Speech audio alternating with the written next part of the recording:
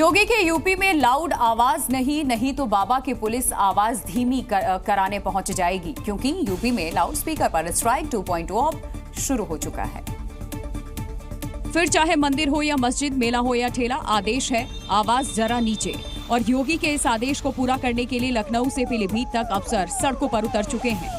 हम इस वक्त लखनऊ के ही ऐशबाग के सबसे बड़े ईदगाह पर मौजूद हैं और आप देख सकते हैं कि यहाँ पर बाकायदा जो लाउड स्पीकर हैं वो लगाए गए हैं और हर नमाज के वक्त इन लाउड स्पीकर का प्रयोग किया जाता है। हालांकि पिछले आदेशों के बाद तमाम जगहों पर लाउड स्पीकर हटाने की कार्रवाई की गई थी और उसके बाद तमाम जो लाउड स्पीकर हैं उनको तय मानक के अनुसार ही बजाने के निर्देश दिए गए थे। मुख्यमंत्री ऑफिस से मिले निर्देश के बाद शुरू हुआ ये एक्शन कई जिलों में जारी है। जहां अब तक कार्रवाई हुई उनमें लखनऊ, कन्नौज, पीलीभीत, गाजियाबाद, मेरठ, गाजीपुर और मऊ जैसे जिले शामिल हैं। दरअसल 18 जुलाई 2005 के एक सुप्रीम आदेश में लाउड स्पीकर और शोर को लेकर के अहम फैसला लिया गया था। इस फैसले के हवाले से योगी सरकार ने यूपी में लाउड आवाज को डाउन करा दिया। पिछले कुछ सालों में मंदिर मस्जिदों से लाखों लाउड स्पीकर उतरवाए गए। अब इसी एक्शन की दूसरी सीरीज शुरू हो चुकी है, क्योंकि योगी सरकार का साफ कहना है कि धर्मस्थलों पर अथवा गीत संगीत के कार्यक्रमों में तय मानक से अधिक आवाज तथा निर्धारित समय के बाद लाउड स्पीकर डीजे न बजे। कान फोड़ू स्वर वृद्धजन, रोगियों और स्कूल कॉलेज के बच्चों के लिए बड़ी समस्या है। पूर्व में इस संबंध में प्रभावी कार्रवाई हुई थी। एक बार फिर इसका निरीक्षण करें। जहां स्थिति ठीक न हो तत्काल लाउड स्पीकर उतारे जाएं। योगी के इसी आदेश के बाद यूपी पुलिस एक्शन में है और शहर शहर कान फोड़ू लाउड स्पीकर और डीजे हटवाए और उतरवाए जा रहे हैं। दिल्ली में भले ही चुनाव तारीखों का ऐलान न हुआ हो, लेकिन अनौपचारिक की चुनावी जंग शुरू हो चुकी है। आप बीजेपी पर हमलावर है तो बीजेपी भी बैक टू बैक आम आदमी पार्टी पर वार कर रही है और इसी कड़ी में बीजेपी ने एक नया स्लोगन जारी किया है, जिसमें बीजेपी ने लिखा है, अब नहीं सहेंगे बदल के रहेंगे। यानी दिल्ली से आम आदमी पार्टी की सरकार के खिलाफ बीजेपी का यही स्लोगन उसे अपना विजय पथ नजर आ रहा है। दिल्ली में दिल्ली की जनता का जो मन है वो आज हमने अपने नारे के रूप में दिया है। दिल्ली की जनता अरविंद केजरीवाल जैसी भ्रष्ट सरकार से मुक्ति चाहती है और दिल्ली की जनता मन बना चुकी है कि अब इस सरकार को बदलना है। यानी बीजेपी जनता के बहाने अपने नारे को हवा दे रही है तो दिल्ली की आम आदमी पार्टी सरकार पर करप्शन के आरोप मढ़ रही है। लेकिन कहानी आरोप प्रत्यारोप भर नहीं, बल्कि ग्राउंड लेवल पर बीजेपी संगठन पूरी तरह चुनाव में उतर चुका है।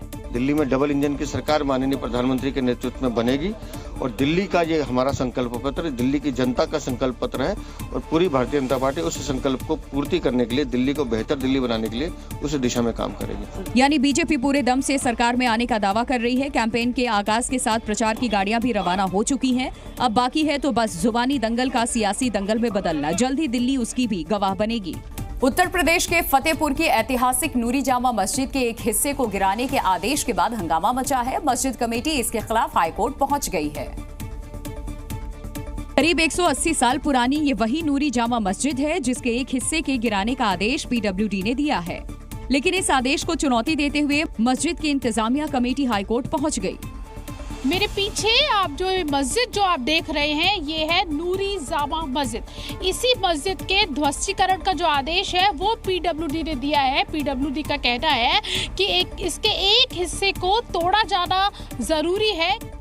पीडब्ल्यूडी का आदेश सिर्फ मस्जिद के खिलाफ नहीं, बल्कि फतेहपुर बांधा जाने वाली सड़क के दोनों तरफ मौजूद मकानों के खिलाफ भी है।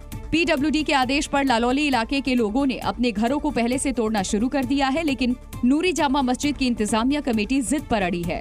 इंतजामिया कमेटी की तरफ से ध्वस्तीकरण को रोकने के खिलाफ दायर याचिका पर 13 दिसंबर को सुनवाई होगी। दरअसल फतेहपुर के लालौली इलाके में मौजूद नूरी जामा मस्जिद के एक हिस्से को सड़क चौड़ीकरण प्लान के तहत गिराने के आदेश के बाद नूरी जामा मस्जिद कमेटी से जुड़े लोगों में गुस्सा है। दावा है फतेहपुर की नूरी जामा मस्जिद ऐतिहासिक धरोहर है, लिहाजा सड़क के चलते मस्जिद के एक हिस्से को गिराना जायज नहीं है।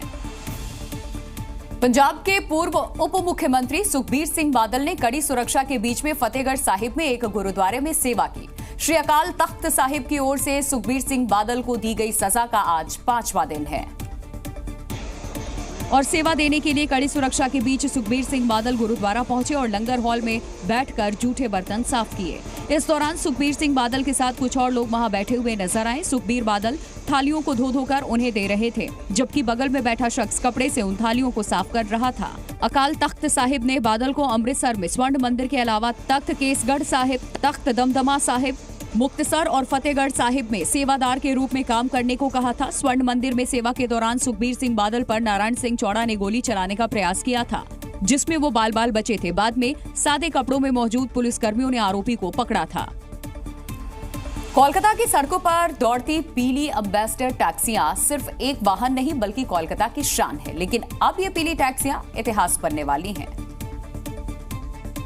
क्योंकि नए साल से सरकार ने 15 साल से पुरानी गाड़ियों को बैन करने का आदेश जारी कर दिया है। यानी 2024 के अंत तक ये टैक्सियां सड़कों से गायब हो जाएंगी।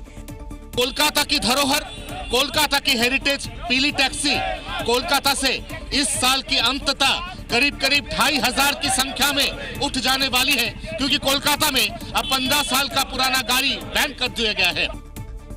दशकों से ये पीली टैक्सी न केवल स्थानीय लोगों की जिंदगी का हिस्सा मानी जाती है, बल्कि पर्यटकों के लिए भी कोलकाता की पहचान है। लेकिन अब ये युग खत्म होने वाला है। हालांकि सरकार के इस फैसले के खिलाफ कांग्रेस और टैक्सी यूनियन सड़कों पर उतर चुके हैं। Zee News।